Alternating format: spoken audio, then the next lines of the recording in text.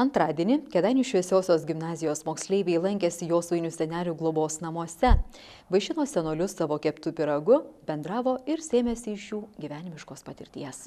Lankiausi pirmą kartą, bet labai patiko, labai malonų žmonės, labai daug įdomių istorijų išgirdom, papasakojo daug savo išgyvenimų, iš tikrųjų ir skaudžių visokių išgyvenimų, bet labai iš tikrųjų pamokančių visokiausių, kad reikia daug mokytis ir kad daug pasiekti gyvenime. Nustebino tai, kad net tokie seni iš tikrųjų žmonės ir jie turi gerą humoro jausmą, jie moka ir pajuokauti, jie ir pasakoja atvirai. Būtinai tikrai norėčiau susitikti dar kartą, nes išgirsti tokių istorijų, nuo kurių tiesiog norisi svajoti, norisi viską planuoti, norisi daugiau įgyvendinti kažką, pasiekti gyvenime. Praskaidrinti senjorų kasdienybę ir geriau juos pažinti, kėdainiečius paskatino didžiausias Lietuvoje pilietiškumo ugdymo projektas Kuriame Respubliką. Jame iš viso dalyvauja 120 šalies švietimo įstaigų.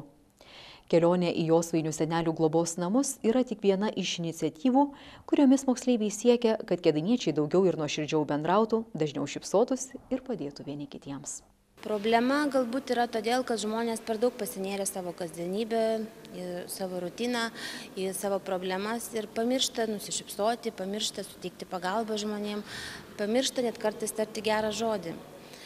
Ieškome naudos iš žmonių, bet tiesiog pamirštame pasidalinti savo emocijomis, gražiais žodžiais ir darbais. Todėl įgyvendinome jau Frikaks akciją. Nemokami apsikabinimai, kvietėme žmonės apsikabinti, pasidalinti savo emocijomis, parašyti palinkėjimus gimnazistams. Tai tikrai ta akcija labai neblogai pasisekė ir sulaukėme labai daug miesto žmonių palaikymo. Kovo mėnesį moksleiviai kvies kėdainiečius užrašyti savo svajones į svajonių knygą, vėliau su ja vyks į Kėdainių vaikų globos namus Saulutė. Taip pat organizuos savaitę be patyčių, papuoš gimnazijos tvorą spalvotais grafiti piešiniais, padarys atminimo lenteles, kurios primins nusipelniusius moksleivius.